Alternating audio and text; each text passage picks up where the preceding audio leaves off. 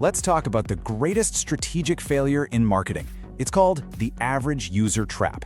It's this belief that you can keep every single customer happy with the exact same automated sequence. But it completely ignores a simple neurological fact. The moment a user feels like just another number in your database, that's the moment they start looking for your replacement.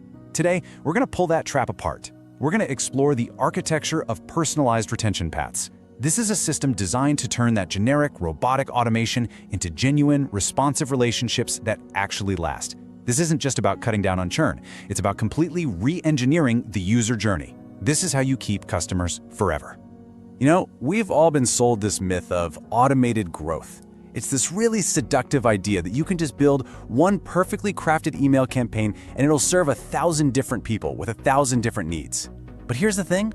The human brain is a relevance engine. It is hardwired to filter out noise and only pay attention to what solves a problem for me right now.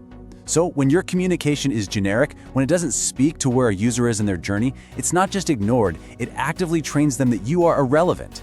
That is the trap we are here to dismantle. So here's our game plan. First, we're going to expose the average user illusion and talk about what it's really costing you. Then we'll get into building the engine of relevance. That's the architecture that powers this whole new model. After that, we'll dive deep into the psychology of ownership that makes it all work before I give you a practical 4-step framework for architecting your paths. And finally, we'll land on the one core insight that ties it all together. All right, let's start with this multi-million-dollar illusion. The idea that you can just average out all your users' needs and create one single uniform journey. In a world that runs on personalization, from your Netflix queue to your Spotify playlist, this one-size-fits-all approach isn't just a little outdated, it's a strategic dead end that is quietly bleeding you dry. So here's the paradox, and it's a big one. We're always told that consistency is key, right? But what happens when that consistency means sending the exact same onboarding sequence to two completely different users? Okay, imagine a power user, someone who's already spent 10 hours in your app, they've set up their integrations, they've invited their whole team, then they get an email that says, "Welcome, here's how to get started." It's not just unhelpful, it's kind of insulting. And at the exact same time, a brand new user who logged in for 10 seconds, got confused and left, gets an email on day 3 about advanced reporting features. See the problem? You're sending beginner tips to an expert and advanced guides to a beginner. You're not building a relationship, you're just creating noise. And you're teaching both of them that your emails are totally safe to ignore. This slide just perfectly nails the contrast. Over on the left, you've got broadcast noise. Think of it like a megaphone, just shouting the same time-based message, day 1, day 3, day 7, to everybody. It's predictable, it's impersonal, and our brains just learn to tune it out. But on the right, we have behavioral relevance. This isn't a megaphone, it's a conversation. It's a system that actually understands what an individual is doing and delivers a one-to-one response based on their specific actions or even their lack of action. One model literally trains your users to ignore you. The other one trains them to act, because every time they hear from you, it's almost magically helpful. So how do we even get here? Well, this whole philosophy was really born out of something called the Churn Crisis. Back in the early 2010s, the mantra in Silicon Valley was growth at all costs. You just pour venture capital into a leaky bucket, fill it with ads, and don't worry about the holes. But by the late 2010s, that whole model just shattered. Ad channels got saturated and the cost to acquire a customer went through the roof. Suddenly, the new reality was retention is the new acquisition. Investors started focusing on a metric called net revenue retention, or NRR. And what that measures is not just if you keep customers, but if their value actually grows over time. An NRR over 100% means your business can grow without adding a single new customer. And that changed everything. Okay, so if the problem is treating everyone the same, the solution has to be an engine that's built for individuality. This is what we call the engine of relevance. It's the architecture that lets you do true personalization at scale, making sure no two user journeys are ever exactly the same, because no two users are exactly the same. So let's look at how you actually build it. At the heart of this whole thing is a conditional logic engine. Now, I want you to completely forget the idea of a single straight-line customer journey. Instead, I want you to picture a massive decision tree. A user signs up, they're at the trunk of the tree. Let's say they immediately invite 3 teammates. The system sees that and boom, it guides them down a branch all about collaboration. But another user signs up and completely ignores a key setup feature. The system guides them down a totally different branch, one that's focused on getting that specific step done. Every action they take or don't take creates a brand new, tailored path. It is a huge shift from a rigid, preset sequence to a dynamic map that adapts to the user in real time. Now, within this giant decision tree, users usually end up on one of three main paths. First is the Accelerator. Think of this as the VIP lane for your natural stars, the users who just get it right away. The system spots them and fast-tracks their journey, maybe sending an invite to a beta program or a case study on some advanced feature they haven't found yet. Second, you have the Resuscitator. This is your early warning system. It detects when a user goes quiet, a dangerous sign, and it steps in with a quick, easy win to get them re-engaged before they're gone for good. And finally, there's the Navigator. This is for the users who seem a bit lost. They're logging in, but they're not using that one key feature that you know leads to long-term value. The system spots this and provides a little nudge to guide them straight to that aha moment. So how does the engine know which path to put someone on? Well, it's all powered by something called event stream mapping. You can picture it as the system constantly asking a series of simple yes or no questions about a user's behavior.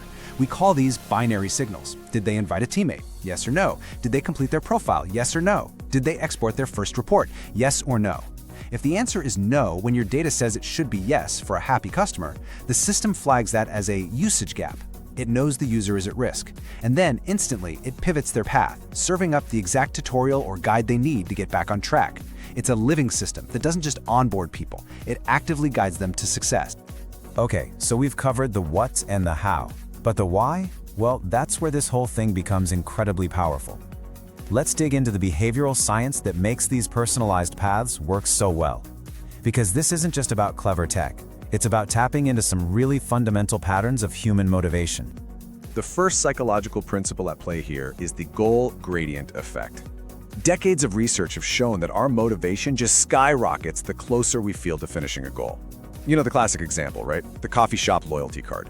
You buy coffees way faster when you only need one more stamp to get that free one. This system basically manufactures that same feeling, but digitally. By showing a user the single next logical step, like, say, completing their profile, and showing them they're already 80% of the way there, you create this irresistible pull to just finish it. And this is a really crucial distinction. The system doesn't hit them with an overwhelming, generic to-do list of 10 different things they could do. No, it identifies and presents the one thing they should do next to get more value. And in doing that, it transforms a chore into a personal win. The whole conversation shifts from, here's what our product can do, to, here's how you can succeed right now. That little change makes the whole experience feel less like a tool and more like a partner who's actually invested in your success. Now, the second psychological driver is maybe even more profound, the IKEA Effect. It's this weird quirk behavioral economists found where we place a much higher value on a bookshelf we struggled to build ourselves than on an identical pre-built one. Why? Because we put our own labor, our own effort into it. We are just neurologically wired to overvalue the things we help create. And this system leverages that cognitive bias brilliantly. It doesn't just hand users a finished product, it guides them step by step to build and customize their own experience within your product. This right here is the ultimate goal of psychological ownership. By using those personalized Navigator paths to help a user set up their projects, import their data, and customize their dashboards, they're no longer just passively using your software. They have actively co-created a unique workflow with you. It becomes their system. And now, to leave isn't just about canceling a subscription. It's about abandoning something they personally built. You've created a powerful switching cost, not by trapping them, but by helping them build something valuable. Okay, we've gone through the theory, the mechanics, the psychology. Now let's get practical. How do you actually build this? This next section is a clear 4-step framework to help you move from concept to execution and start architecting these paths for yourself. So the big question is, how do you go from just understanding this stuff to actually mastering it? And look, it's not about buying some new piece of software. It's about adopting a totally new way of thinking about the user journey right from day one. It takes a real commitment to data, design, and automation all working together. Here it is, the 4-step framework. First up, architect. This is your foundation. You have to dig into your data and find the 2 or 3 activation signals, those specific actions that tell you a user is going to stick around for the long haul. Second, engineer. The win has to happen inside the product. Stop relying so much on email. Build your nudges and tooltips right into the interface so they appear at the exact moment of need. Third, automate. Your system has to be able to pivot paths instantly.